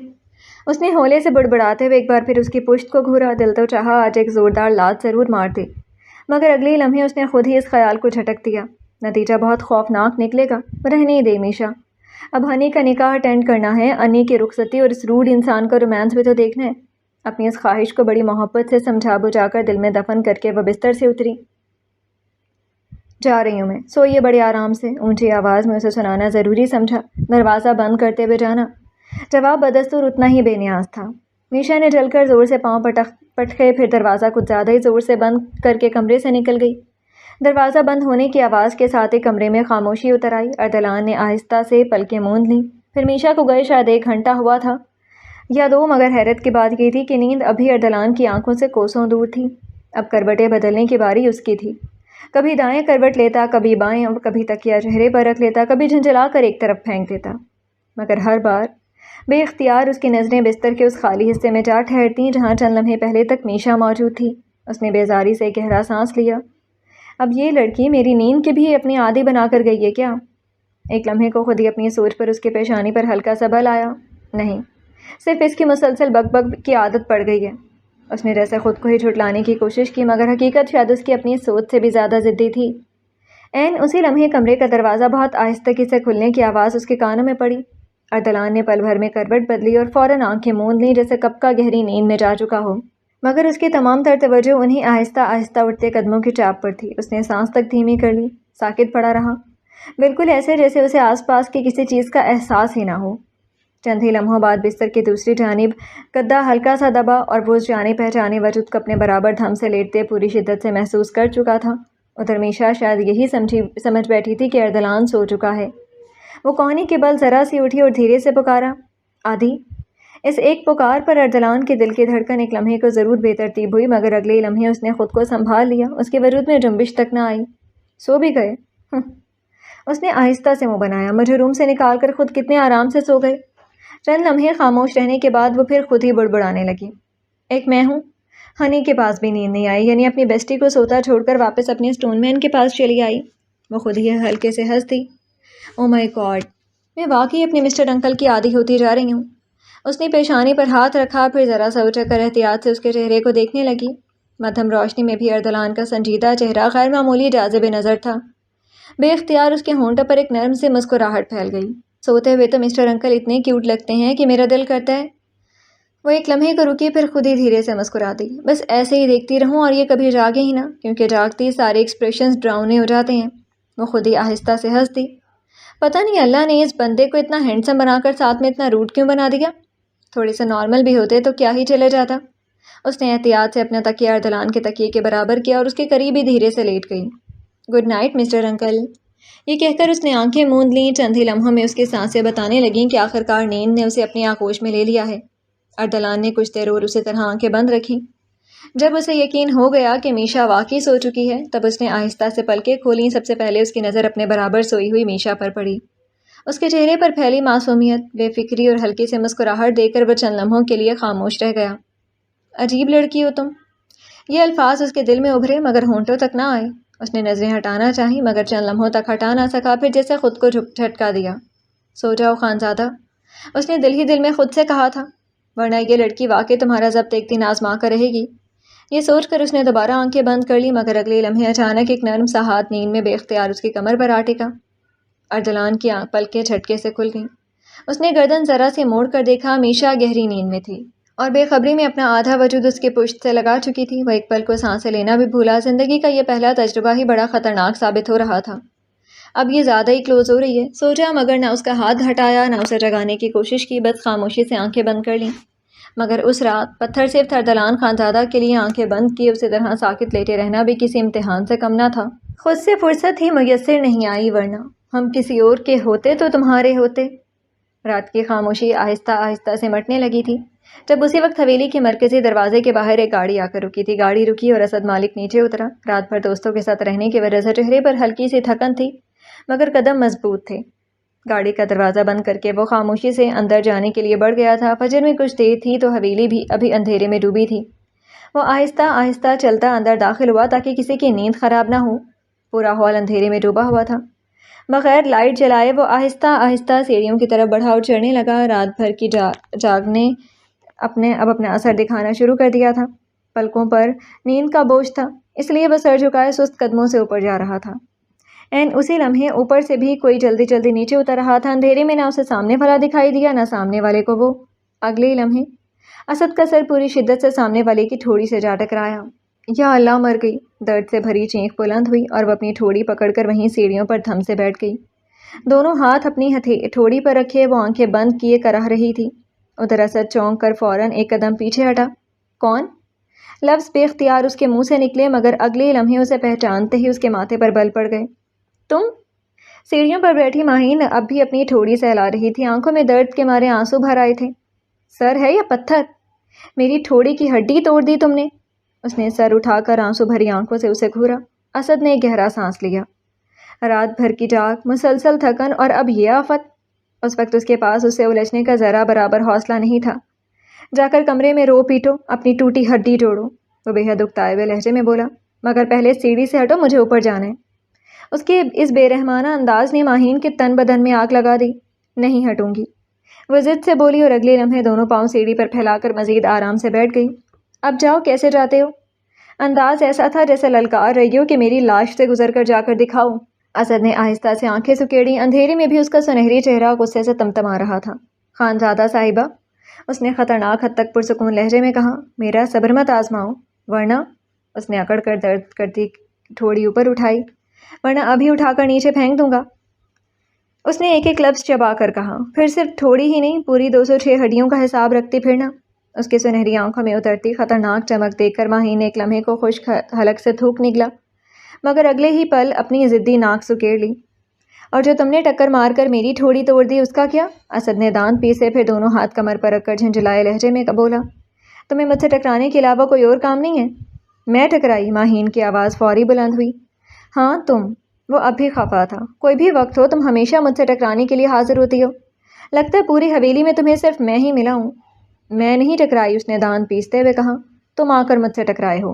مجھے تم سے ٹکرانے کا کوئی شوق نہیں ہے۔ اچھا؟ اس کے سر سے پاؤں تک آگ لگ گئی۔ وہ جھٹکے سے اٹھ کر اس کے بالکل سامنے آ کھڑی ہوئی۔ اگر مجھ سے ٹکرانے کا اتنا ہی شوق نہیں تو پھر مجھ سے نکاح کیوں کرنا چاہتے ہو؟ اس نے اپنا سارا غصہ ایک ہی سوال میں انڈیل دیا۔ اسد کے چہرے پر کوئی تاثر نہ آیا۔ یہ سوال اپنے پاپا سے پوچھو، وہ سیدھا اس کی آنکھوں میں دیکھتے ہوئے بولا۔ انہوں نے یہ فیصلہ کیا ہے، میں نے نہیں۔ پاپا پر تو تم نے کالا جادو کیا ہوا ہے اپنی طرح۔ اسد کی ایک بھویں آہستہ سے اوپر اٹھی، یعنی تم مجھے کالا کہنا چاہتی ہو؟ چاہتی کیا ہوں؟ تم ہو ہی کالے، بلیک پینتھر۔ غصے میں آج وہ نام بھی لے لیا جو کبھی اس کے منہ پر کہنے کی اس کی ہمت نہیں تھی۔ اسد نے ہلکی سی گردن جھکائی، پھر خطرناک لہجے میں بولا، خانزادہ صاحبہ، یہ بلیک پینتھر تم پر بہت بھاری پڑنے والا ہے۔ کیا کر لو گے تم؟ وہ ذرا بھی نہ ڈری۔ یہ میرا گھر ہے، تمہارا نہیں۔ مگر شاید آج ماہین کو اپنی ہی شامت بلانی تھی۔ غصے میں وہ بے اختیار وہی الفاظ کہہ گئی تھی جو اسد ملک کے لیے ہمیشہ سے ایک ناسور رہے تھے۔ بس اگلے لمحے اس کی آنکھوں سے نیند کا آخری اثر بھی غائب ہو گیا۔ سنہری آنکھوں میں یکایک خون سی سرخی اتر آئی، جبڑے سختی سے بھنج گئے اور چہرے کی ہڈی تن گئی۔ کیا کہا تم نے؟ اس کی بھاری دبی ہوئی گراہٹ اس قدر خوفناک تھی کہ ماہین کا دل ایک لمحے کو اچھل کر حلق میں آ گیا۔ تبھی اسے اپنی غلطی کا احساس ہوا۔ میں وہ بے اختیار ایک قدم پیچھے ہٹی۔ میں نے کچھ نہیں کہا، وہ منمنائی۔ نہیں۔ وہ ایک سیڑھی اور چڑھ کر اس کی طرف بڑھا۔ جو ابھی کہا ہے وہی دوبارہ کہو۔ اس کی نظریں اس پر اس شدت سے جمی تھیں کہ ماہین پہلی بار واقعی گھبرا گئی۔ میں نے کچھ نہیں کہا، اس نے شدت سے نفی میں سر ہلایا۔ وہ ایک سیڑھی اور چڑھ کر اس کے بالکل سامنے آ کر رکا۔ میں نے کہا وہی الفاظ دوبارہ دہراؤ۔ وہ سامنے کھڑا تھا اپنے لمبے چوڑے وجود کے ساتھ، سرخ آنکھیں اس کے چہرے پر گاڑے۔ ماہین کے پورے بدن میں خوف کی لہر دوڑ گئی۔ چیونٹی سی حیثیت تھی اس کے اسد کے سامنے۔ نہیں نہیں، میں نہیں کہوں گی، انکار میں گردن ہلاتے ہوئے وہ ریلنگ سے چپک گئی۔ تم اب کہنے کے لائق ہی نہیں رہو گی، تم اب کہنے کے لائق ہی نہیں رہو گی۔ اس نے ہاتھ بڑھایا اور ماہین کو لگا کہ آج سچ مچ اس کا آخری دن ہے۔ اس نے چیخنے کو منہ کھولا اور اسی لمحے اسد کی ہتھیلی اس کے منہ پر آ جمی۔ ماہین کی آنکھیں خوف سے پھیل گئیں۔ اس کی سخت ہتھیلی اس کے لبوں پر دبی ہوئی تھی، حلق سے صرف مدھم سی ہوں ہوں کی آواز نکل سکی۔ وہ جھک کر اس کی آنکھوں میں دیکھنے لگا۔ آئندہ، اس نے ایک ایک لفظ پر زور دیتے ہوئے کہا، مجھے گھر نہ ہونے کا طعنہ دیا نا تو یاد رکھنا، دوبارہ کبھی ہمت نہیں ہوگی ایسے لفظ کو زبان پر لانے کی۔ وہ حال کروں گا کہ تیری۔ اسی لمحے یہ کیا ہو رہا ہے مالک؟ گونجدار آواز نے دونوں کو چونکایا تھا۔ اسد نے پلٹ کر دیکھا۔ سیڑھیوں کے اوپر مدھم روشنی میں اردلان خانزادہ کھڑا تھا، کوہنیوں سے آستینوں کو نیچے کرتے ہوئے۔ اس کی آنکھوں میں سخت برہمی تھی، اور پھر ایک لمحے کی بھی تاخیر کیے بغیر اسد نے اپنی ہتھیلی ہٹا لی اور 2 قدم پیچھے ہو گیا، جبکہ ماہین نے فوراً ایک گہری سانس لی۔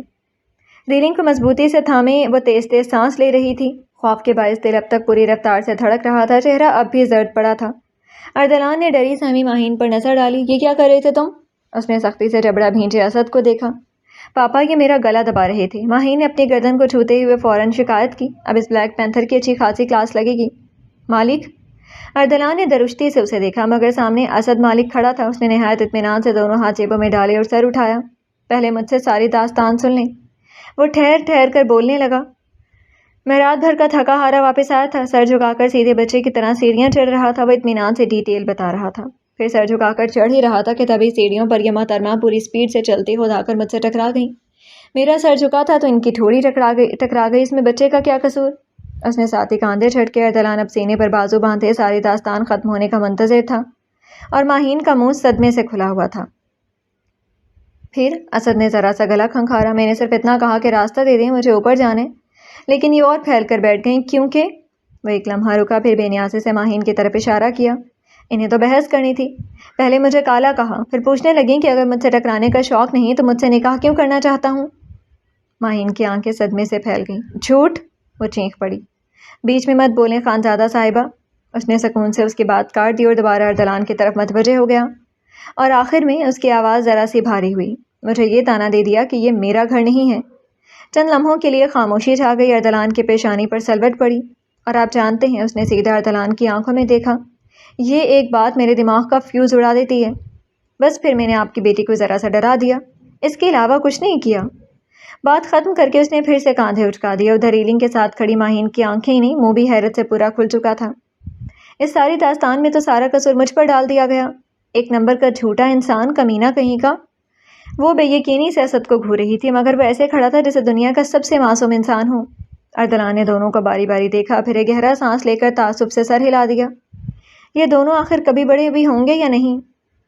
چند لمحے وہ خاموش کھڑا رہا، پھر اس کی نظریں سیدھی ماہین پر جم گئیں۔ ماہین؟ اس کی آواز بلند نہیں تھی، مگر اتنی سنجیدہ ضرور تھی کہ ماہین بے اختیار سیدھی ہو کر کھڑی ہو گئی۔ جی؟ تم نے مالک سے یہ کیوں کہا کہ یہ اس کا گھر نہیں ہے؟ ماہین نے فوراً اپنا دفاع کرنا چاہا۔ میں نے کچھ نہیں کیا پاپا، سارا قصور اسی کا ہے۔ اس نے فوراً انگلی اسد کی طرف اٹھا دی۔ یہ آیا تھا لڑنے۔ اوہ پلیز، اسد نے بیزاری سے گردن جھٹکی، مجھے تم سے لڑنے کا کوئی شوق نہیں ہے۔ تو پھر میرے منہ پر ہاتھ کیوں رکھا تھا؟ کیونکہ تم چیخنے والی تھی۔ اس نے ساتھ مسکراہٹ میں ہونٹ پھیلا کر ماہین کو جلایا۔ تو چیختی، تمہیں کیا مسئلہ تھا؟ مسئلہ یہ تھا کہ پوری حویلی جاگ جاتی تو جاگ جاتی۔ بس، ارسلان کی گرجدار آواز نے دونوں کو وہیں خاموش کر دیا۔ دونوں نے بیک وقت اس کی طرف دیکھا، ایک لفظ بھی مزید نہیں۔ اس کی ایک ہی ڈانٹ سے پوری سیڑھیوں پر سناٹا چھا گیا۔ اسد خاموشی سے سر جھکا کر کھڑا ہو گیا تھا، جبکہ ارسلان نے اپنی پوری توجہ ماہین کی طرف کر دی۔ آئندہ میں مالک کے لیے تمہارے منہ سے یہ طعنہ دوبارہ نہیں سنوں۔ اس کی آنکھوں میں سخت تنبیہ تھی۔ مالک اس گھر کا ویسا ہی بچہ ہے جتنے تم اور انایا، یہ بات ہمیشہ یاد رکھنا۔ وہ ایک لمحہ رکا، پھر پہلے سے زیادہ سخت لہجے میں بولا، اور اگر دوبارہ کبھی مجھے اس بات کی شکایت ملی کہ تم نے اسد کو گھر کا طعنہ دیا تو پھر میں تمہارے ساتھ کوئی نرمی نہیں برتوں گا۔ اتنی سخت ڈانٹ پر ماہین نے آہستہ سے سر جھکا لیا۔ خفت اور ندامت سے اس کا چہرہ سرخ پڑ چکا تھا، آنکھوں میں ڈھیروں نمی آ گئی۔ ہمیشہ کی طرح ڈانٹ اسے ہی پڑی تھی۔ دوسری طرف لمحے بھر کے لیے ارسلان نے اسد کی طرف دیکھا۔ اور تم؟ یس باس۔ اسد فوراً سیدھا ہو کر کھڑا ہو گیا، چہرہ سنجیدہ تھا، مگر اس کی پیدائشی ڈھیٹ طبیعت پر ڈانٹ کا کوئی اثر نہیں ہونا تھا۔ یہ تو ارسلان بھی جانتا تھا، پھر بھی ضروری تھا۔ اپنے غصے پر قابو رکھنا سیکھو مالک، ہر بات کا جواب دینا ضروری نہیں ہوتا۔ وہ سخت نگاہوں سے اسے دیکھتے ہوئے بولا، اور یہ لوگوں کا گلا پکڑنے کی عادت، ایک دن تمہارا ہاتھ توڑ کر ہی چھڑواؤں گا۔ جی ضرور، اس نے سر ہلایا، پھر نہایت سنجیدگی سے بولا، لیکن اس وقت تو میں نے اپنے غصے پر کافی قابو رکھا ہوا ہے۔ یہ صاحبہ، اگر یہ میرا گھر نہیں تمہارا نہیں والا جملہ نہ بولتی تو میں کب کا اوپر جا کر سو چکا ہوتا۔ ماہین نے جھٹکے سے گردن موڑ کر اسے گھورا۔ اللہ کرے ہمیشہ کے لیے سو جاؤ تم۔ غصے سے پیر پٹکتی وہ ایک لمحہ بھی وہاں نہ رکی اور تیزی سے انایا کے کمرے کی طرف بھاگ گئی۔ کچھ دیر تک خاموش کھڑا ارسلان خاموش کھڑا اس کے جاتے قدموں کو دیکھتا رہا، پھر بے اختیار تعصب سے سر ہلا دیا اور پھر سیدھا ہوا تو نظریں اسد کی نگاہوں سے ٹکرائیں۔ کیا ہے؟ ارسلان نے آنکھیں سکیڑتے ہوئے پوچھا۔ آپ کی بیٹی ابھی مجھے مرنے کی بد دعا دے کر گئی ہے، اب کس کا منہ توڑیں گے؟ اس نے تیش سے شکایت کی۔ آج تک تم مرے؟ اس نے بے نیازی سے کہا، دن میں 10 بار تو وہ تمہیں یہی بد دعا دیتی ہے۔ اسد چند لمحے خاموش رہا، پھر اسی انداز میں بولا، اوکے، پھر میں بھی گلا پکڑنے والی عادت نہیں چھوڑ سکتا۔ یہ کہہ کر وہ فوراً مڑا اور لمبے لمبے ڈگ بھرتا اپنے کمرے کی طرف چل دیا۔ رک کر ارسلان کی مزید گھوریاں سہنے کا اس کا فی الحال کوئی ارادہ نہیں تھا۔ اسے جاتے دیکھ کر ارسلان نے آنکھیں بند کر کے گہرا سانس لیا، پھر آہستہ سے سر نفی میں ہلایا۔ تمہاری زبان سچ مچ بہت لمبی ہو گئی ہے مالک، بڑبڑاتے ہوئے اس نے گردن جھٹکی اور خاموشی سے سیڑھیوں کی طرف بڑھ گیا۔ باہر فجر کی اذان ہونے میں اب زیادہ دیر باقی نہیں تھی۔ یہ اس کے معاملات کا حصہ تھا کہ اذان سے پہلے ہی وضو کر کے نماز کے لیے تیار ہو جاتا تھا، چاہے رات کتنی ہی مصروف یا تھکا دینے والی کیوں نہ گزری ہو۔ اس معمول میں آج تک فرق نہیں آیا تھا۔ ارسلان خاموشی سے حویلی کے گیٹ سے نکل کر آگے بڑھتا جا رہا تھا، قدم نپے تلے تھے، چہرہ حسب معمول سنجیدہ، جبکہ ذہن اب آئندہ برپا ہونے والے ہنگامے میں الجھا ہوا تھا۔ ابھی وہ چند ہی قدم چلا تھا کہ ایک اور قدموں کی چاپ اس کے ساتھ آ ملی۔ ارسلان نے سر اٹھا کر دیکھنے کی بھی زحمت نہ کی۔ وہ قدموں کی رفتار اور ساتھ چلنے والے کی موجودگی سے ہی پہچان چکا تھا۔ دونوں کچھ لمحے بغیر کچھ کہے ساتھ ساتھ چلتے رہے۔ میرا خیال نہیں تھا کہ آج بھی تم میرے ساتھ جانے کا حوصلہ رکھتے ہو، ارسلان نے اسپاٹ لہجے میں کہا۔ ساتھ چلتے روحان کے ہونٹوں پر ہلکی سے مسکراہٹ آ گئی۔ میرا حوصلہ کہاں دیکھا ہے آپ نے سسر صاحب؟ وہ بے فکری سے بولا۔ آگے آگے دیکھیے ہوتا ہے کیا۔ اردلان نے ایک لمحے کو گردن موڑ کر اسے دیکھا، گھورا۔ کاش اس نے نہایت سنجیدگی سے کہا، اس وقت تعریفیں کرنے والی بھی ساتھ ہوتی تو دیکھ لیتی کہ اس لونگ کیئرنگ ہاٹ بندے کے اندر اصل میں کتنا بڑا کمینہ شخص چھپا ہوا ہے۔ روحان بے ساختہ ہنس پڑا، پھر آنکھ دبا کر بولا، ہم تو ہیں ہی تعریف کے لائق، بس میشا بھابھی کو صحیح انسان کی پہچان ہے۔ آخر دوست بھی تو اسی کا تھا، وہ فوراً سمجھ گیا تھا کہ ان تعریفوں کے پیچھے اصل کہانی کیا ہے۔ اردلان نے لب بھینچ کر گردن سیدھی کر لی۔ اسے انسانوں کی پہچان ہوتی تو وہ سامنے دیکھتے ہوئے مضبوط قدموں سے چلتا رہا، تو مجھے شادی کی آفر کرنے سے پہلے ایک بار ضرور سوچتی۔ روحان کی مسکراہٹ آہستہ آہستہ مدھم پڑ گئی۔ چند قدم خاموشی سے چلنے کے بعد اس نے گہرا سانس لیا۔ آدی۔ اردلان نے کوئی جواب نہ دیا، پر وہ بولتا رہا، میں یہ نہیں کہتا کہ تم اپنے مقصد سے پیچھے ہٹ جاؤ۔ اس کی آواز اس بار سنجیدہ تھی، لیکن میشا بہت اچھی لڑکی ہے، بہت معصوم ہے، اس کے ساتھ جو بھی کرنا ایک بار ضرور سوچ لینا۔ اردلان کی چال ایک لمحے کو سست پڑی، مگر اگلے ہی پل اس نے وہی بے تاثر انداز اختیار کر لیا۔ انایا بھی بہت اچھی ہے، اس نے اسپاٹ لہجے میں کہا، بہت معصوم ہے، اس کے بارے میں تم کیوں نہیں سوچ رہے؟ روحان کے جبڑے بھینچ گئے۔ میرا معاملہ تم سے بہت جدا ہے۔ اس بار اردلان رک گیا اور اس نے مڑ کر سیدھی نظروں سے روحان کو دیکھا۔ معاملہ جدا ہو سکتا ہے، لیکن مقصد ایک جیسا نہیں ہونا چاہیے۔ روحان خاموشی سے اسے دیکھتا رہا۔ اردلان نے اس کی آنکھوں میں آنکھیں ڈال کر کہا، فرق صرف راستوں کا نہیں ہوتا روحان خان زادہ، فرق نیتوں کا بھی ہوتا ہے۔ تم محبت حاصل کرنا چاہتے ہو اور میں۔ وہ ایک لمحے کو رکا، آنکھوں میں تیز چبھن تھی۔ میں کسی سے انتقام لینے کی کوشش کر رہا ہوں، اپنے بھائی کے قتل کا، اس بے وفائی کا، اس خیانت کا، اس دھوکے کا۔ اس کی آواز پہلے سے زیادہ بھاری ہو چکی تھی، جسے ایک دھوکے نے میرے گھر کے ہر فرد کی زندگی برباد کر دی تھی۔ چند لمحوں تک مکمل خاموشی رہی۔ روحان نے اس کی آنکھوں میں وہ درد دیکھا جسے وہ ہمیشہ اپنی خاموشی کے پیچھے چھپا لیتا تھا۔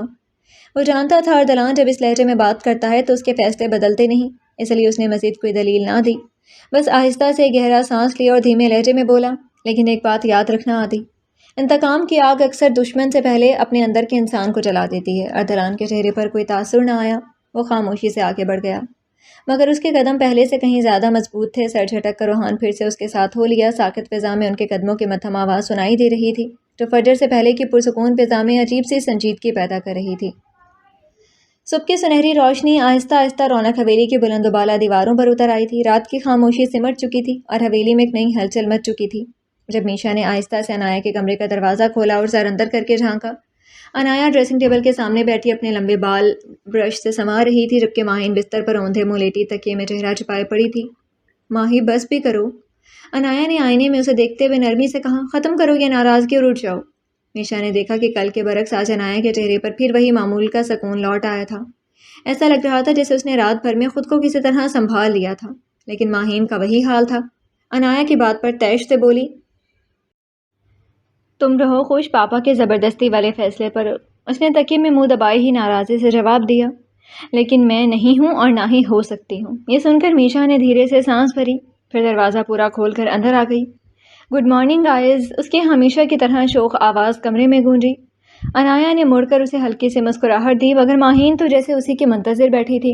وہ جھٹکے سے اٹھ کر بیٹھ گئی اور آنکھیں سکیڑ کر اسے گھورا۔ پاپا کے پاس ہی سونا تھا تو رات میرے پاس کیوں آئی تھی؟ اس کے لہجے میں ناراضی بھی تھی اور شکوہ بھی۔ میشا نے ذرا بھی برا نہ مانا، الٹا شرارت سے سینے پر ہاتھ رکھا، آنکھیں بند کی اور ہلکے سے گنگنائی، دل ہے کہ مانتا نہیں، اس دل کا میں کیا کروں۔ انایا کے ہونٹوں پر بے ساختہ ہنسی آ گئی، جبکہ ماہین نے تکیہ اٹھا کر سیدھا میشا کی طرف دے مارا۔ بڑی آئی دل والی، بڑے دل والی تو میں ہوں نا، تو میں ہوں ہی۔ اس نے فخر سے گردن اکڑائی اور آ کر ماہین کے برابر بیٹھ گئی۔ بیٹھتے ہی اس کی نظر ماہین کے ٹھوڑی پر پڑی، جہاں اب تک ہلکی سے سرخی نمایاں تھی۔ ارے یہ کیا ہوا؟ اس نے حیرت سے پوچھا اور بے اختیار انگلی سے اس کی ٹھوڑی کو ہلکا سا چھو لیا۔ ماہین کا تو خون ہی کھول گیا، اسے بلیک پینتھر نے یہ نشان دیا ہے۔ او مائی گاڈ! میشا کی آنکھیں حیرت سے پھیل گئیں۔ اس نے تمہیں یہاں کس کر لیا؟ کیا؟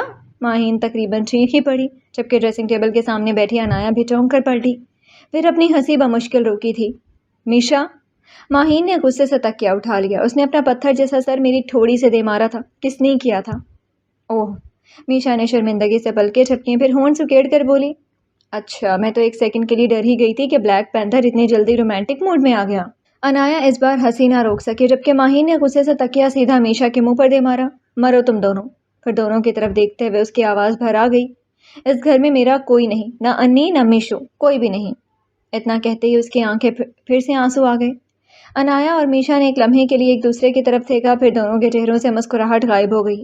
ماہی، عنایا نے نرمی سے کہنا چاہا، پاپا نے کوئی غلط فیصلہ؟ تم تو رہنے ہی دو۔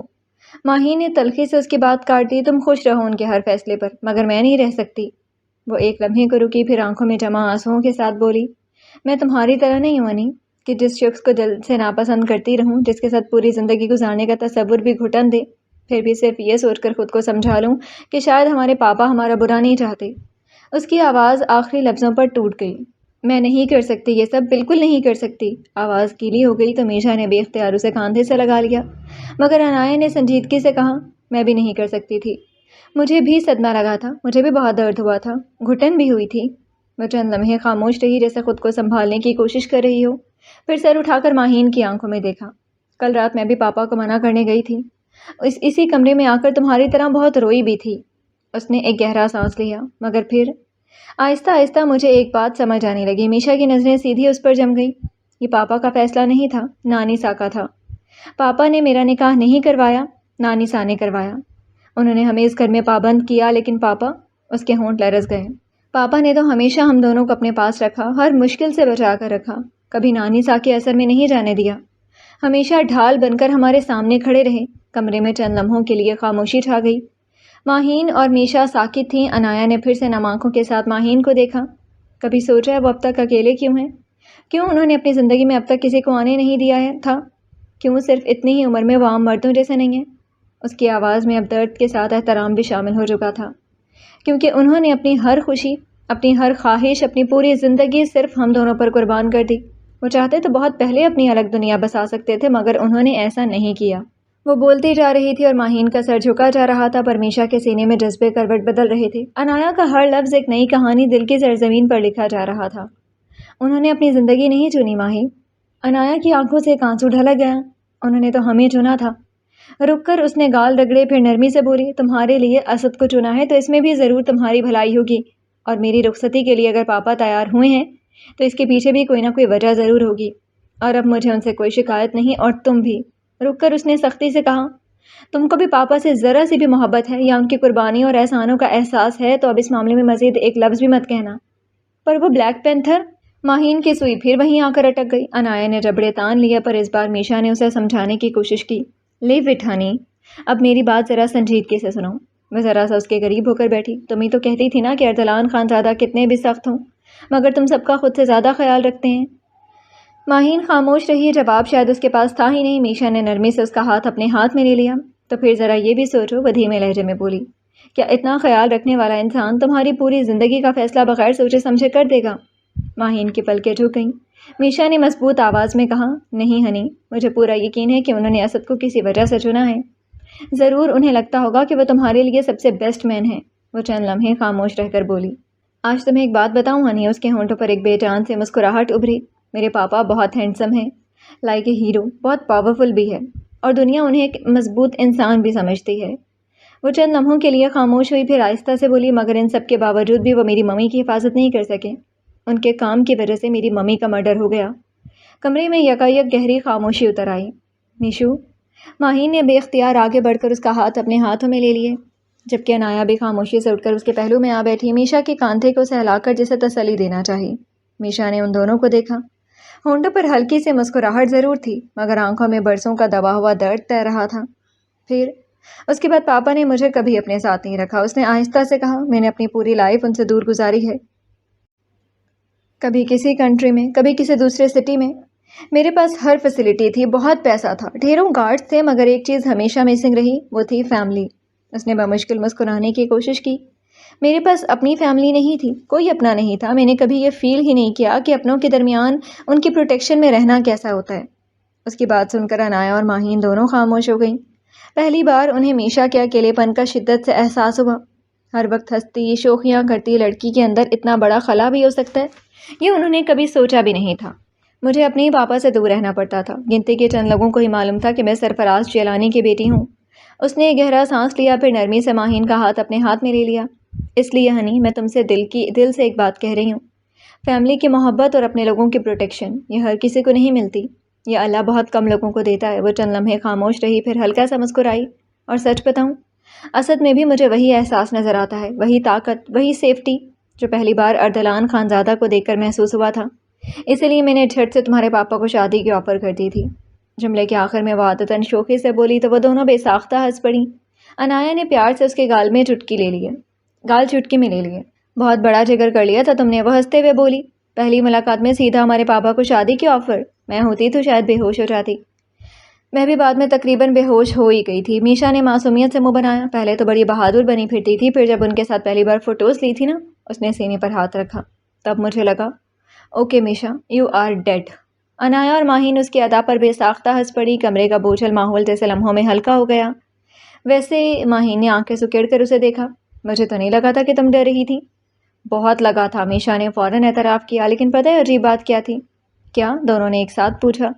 مسٹر انکل جتنا ڈراتے ہیں نا، نہ جانے کیوں اتنا ہی سیف فیل ہوتا تھا، اس نے آہستہ سے کہا۔ سمجھ نہیں آتا تھا کہ یہ انسان اتنا خطرناک بھی کیسے لگ سکتا ہے، اور اتنا پروٹیکٹیو بھی۔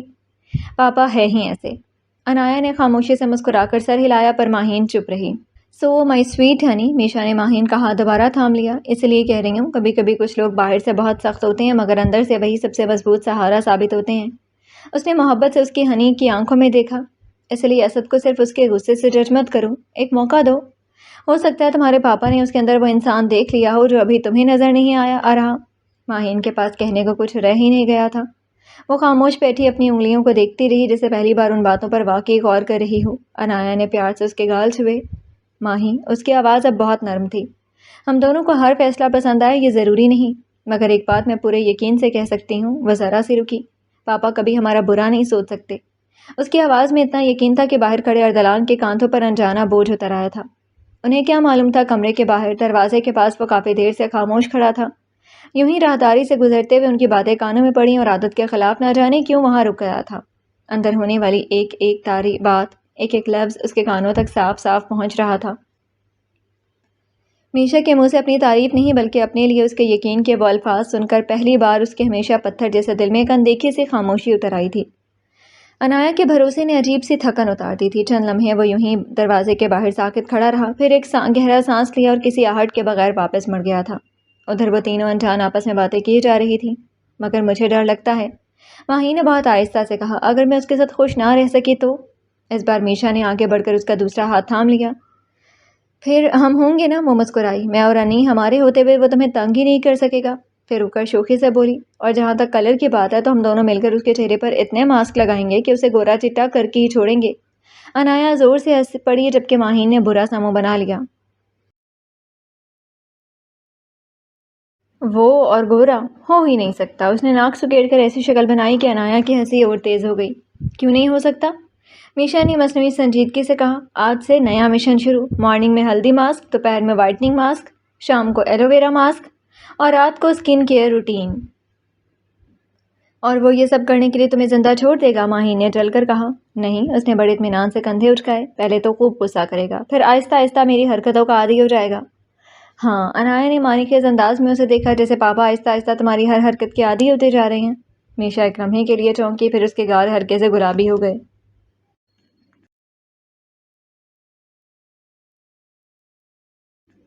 عادی تو ہو ہی رہے ہیں، وہ دھیرے سے بڑبڑائی، پھر آسمان کی طرف دیکھ کر حسرت سے بولی، بس اللہ کرے تھوڑے سے رومانٹک بھی ہو جائیں۔ انایا بے اختیار کہا لگا کر ہنس پڑی۔ تمہیں لگتا ہے پاپا اور رومانس؟ کیوں؟ اس نے فوراً احتجاج کیا، دل تو سب کے پاس ہوتا ہے، میرے مسٹر انکل کے پاس بھی ہوگا، بس کہیں بہت اندر لاک کیا ہوا ہے۔ انایا ہنستے ہنستے دوہری ہو گئی، اور ماہین کے ہونٹوں پر بھی اپنے تمام ناراضی کے باوجود ایک دبی دبی سی مسکراہٹ آ ہی گئی۔ اللہ تعالیٰ، انایا نے ہنستے ہنستے دعا میں ہاتھ اٹھائے، جلد سے جلد میشا کی حسرت پوری کر دے تاکہ ہمیں ہمارا بھائی مل سکے۔ میشا کی آنکھیں پھیلیں۔ بھائی؟ اب اتنا بھی رومانٹک ہونے کی حسرت نہیں۔ اس بار انایا کے ساتھ ماہین بھی زور سے ہنس پڑی۔ رومانٹک تو اتنا ہی ہونا چاہیے کہ دادی صاحب کی وش پوری ہو سکے۔ انایا نے شرارت سے آنکھ دبائی۔ ہاں ہاں ہاں، میشا نے مصنوعی سی ہنسی۔ یا اللہ، یہی دعا میری انی کے لیے بھی ہے، اور ہنی کے لیے بھی۔ وہ دعا کے لیے ہاتھ اٹھانے لگی تھی کہ ماہین جھپٹ کر اس کے دونوں ہاتھ پکڑ بیٹھی۔ میرے لیے ایک دم نہیں، اس نے فوراً احتجاج کیا۔ کیوں؟ میشا نے معصومیت سے آنکھیں جھپکائیں۔ مجھے کسی بلیک پینتھر کو رومانس نہیں چاہیے۔ ارے، میشا نے شرارتی انداز میں آنکھیں مٹکائیں، کیا پتا اس روڈ ہیرو کے اندر بھی کوئی بہت ہی رومانٹک ہیرو چھپا بیٹھا ہو۔ ناممکن، ماہین نے فوراً ناک سکیڑی۔ وہ اگر رومانٹک ہوا نا تو سورج مغرب سے نکل آئے گا، اس کے تاؤ سے کہنے پر دونوں کی ہنسی ایک ساتھ کمرے میں گونج اٹھی۔ چند لمحے پہلے جو فضا بوجھل تھی، اب وہی کمرہ ہلکی پھلکی کہکہوں سے بھر چکا تھا۔ غیروں کی نفرتوں کا گلہ ہم نے کیا ہے کب، اپنوں کی شفقتوں کے ستائے ہوئے ہیں ہم۔ صبح کی ساعتیں اب ظہر میں ڈھلنے لگی تھیں، آسمان پر ہلکے ہلکے بادل چھائے ہوئے تھے جبکہ نرم ہوا کی لہریں گرمی کی شدت کو کافی حد تک کم کر رہی تھیں۔ ایسے میں سائرہ خانم نے اپنے کمرے کی کھڑکی کا پردہ ذرا سا سرکایا اور دور تک پھیلے باغ پر نظر دوڑا دی۔ اس کھڑکی سے سائرہ والے پورشن کا بڑا حصہ صاف دکھائی دیتا تھا۔ نازنین، انہوں نے پردہ تھامے آہستگی سے پکارا۔ نازنین جو ان کے دھلے اور استری کیے ہوئے کپڑے ہینگر پر ترتیب سے ٹانگ رہی تھی فوراً رک گئی۔ جی بڑی بیگم صاحبہ،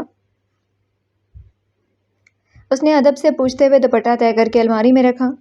آج سائرہ کی طرف کچھ زیادہ ہی ہلچل مچی ہوئی ہے۔ لہجہ بظاہر بے نیاز تھا مگر نگاہوں میں چھپا تجسس آسانی سے محسوس کیا جا سکتا تھا۔ جی، نازنین نے کھڑکی کی طرف دیکھ کر کہا۔ بڑے خان شہر جا رہے ہیں نا؟ اتنا کہتے اس کے دل میں ایک ہلکی سی ٹیس اٹھی تھی۔ بڑے خان جائیں گے تو اسد بھی ضرور ان کے ساتھ جائے گا اور پھر نہ جانے کب دوبارہ اسے دیکھنا نصیب ہو۔ عجیب درد تھا یہ۔ نازنین نے سر جھٹکا اور پھر سے اپنے کام میں لگ گئی۔ محبت کے مریضوں کے لیے کبھی کبھی درد ہی سب سے بڑی دوا بن جاتا ہے۔ اچھا؟ سائرہ خانم نے آنکھیں سکیڑتے ہوئے باہر ہی دیکھتے رہیں۔ مگر ابھی تو ولیمہ ہونا ہے، روحان اور عنایہ کی رخصتی بھی باقی ہے، پھر اتنی جلدی کس بات کی ہے؟ ان کے چہرے پر ناگواری صاف تھی۔ ارے آپ کو نہیں معلوم؟ نازنین نے حیرت سے ان کی طرف دیکھا اور ہاتھ میں پکڑا لباس بستر پر رکھ دیا۔ میں نے نعیمہ سے پوچھا تھا، وہ رازدارانہ انداز میں بولی۔ کون نعیمہ؟ انہوں نے بھویں سکیڑیں۔ جو صوفیہ خانم کی طرف کام کرتی ہے، وہ جلدی سے بولی۔ اس نے بتایا ہے مجھے سب لوگ شادی کی شاپنگ کے لیے شہر جا رہے ہیں۔ شادی کی شاپنگ؟ سائرہ خانم نے دھیرے سے الفاظ دہرائے، پھر جیسے اچانک انہیں کچھ یاد آیا۔ کون کون جا رہے؟ سبھی جا رہے ہیں بڑی بیگم۔ نازنین انگلیوں پر نام گنوانے لگی۔ نئی دلہن، چھوٹی بیگم، انی بی بی، ماہین بی بی اور… وہ ایک لمحے کو رکی۔ بڑے خان کے ساتھ اسد جی تو ہوتے ہی ہیں۔ اسد کا نام لیتے ہی نازنین کی آواز بے اختیار دھیمی پڑ گئی تھی اور نظریں بھی جھک گئی تھیں۔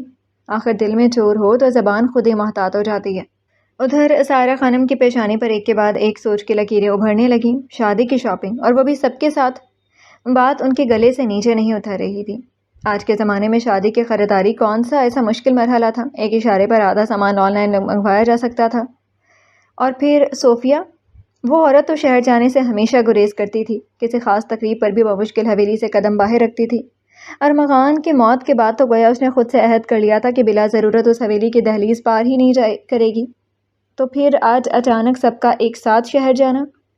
نہیں، بات صرف شاپنگ کی ہرگز نہیں ہے، ہرگز نہیں تھی۔ ان کے دل میں خطرے کی گھنٹی مسلسل بج رہی تھی، اور سب سے بڑا خدشہ اسد مالک تھا۔ سائرہ خانم اچھی طرح جانتی تھیں کہ اردلان خانزادہ کے پاس ان کی چال کو الٹنے کے لیے سب سے بڑا جو مہرہ تھا وہ تھا اسد ملک۔ لیکن سائرہ خانم اس کے بیچ کی سب سے بڑی رکاوٹ تھیں، اور اس رکاوٹ کو ہٹانے کا سب سے آسان موقع بھی یہی تھا، حویلی سے دور جانا، ان کی نظروں سے دور ہونا۔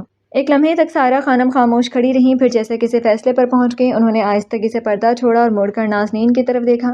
نازنین؟ جی بڑی بیگم۔ ذرا میرا جوڑا نکالو، میں بھی تیار ہوتی ہوں، ان کی آواز میں حکم تھا۔ نازنین نے چونک کر ان کی طرف دیکھا۔ آپ کہیں جا رہی ہیں؟ ہاں، انہوں نے آواز کو سادہ ہی رکھا۔ روحان کی شادی ہے تو شاپنگ پر مجھے بھی جانا چاہیے۔ نازنین کو حیرت کا جھٹکا لگا تھا۔ پر بڑی بیگم، آپ تو برسوں سے حویلی سے… میں نے جو کہا ہے وہ کرو۔ وہ مڑتے ہوئے رکی، سخت نظر اس کے چہرے پر ڈالی۔ بہت بولتی ہو تم، جتنا کہا جائے وہی کیا کرو۔ ایک ہی سخت ڈانٹ پر نازنین مڑ کر تیزی سے ان کے کپڑے نکالنے لگی۔ سائرہ خانم نے کچھ دیر خاموشی کے بعد اپنے شانوں سے دوپٹہ اتارتے ہوئے روب سے کہا، اور سنو، میرے کپڑے نکالنے کے بعد جا کر روحان سے کہہ دو تیار ہو جائے، وہ بھی میرے ساتھ شہر چل رہا ہے۔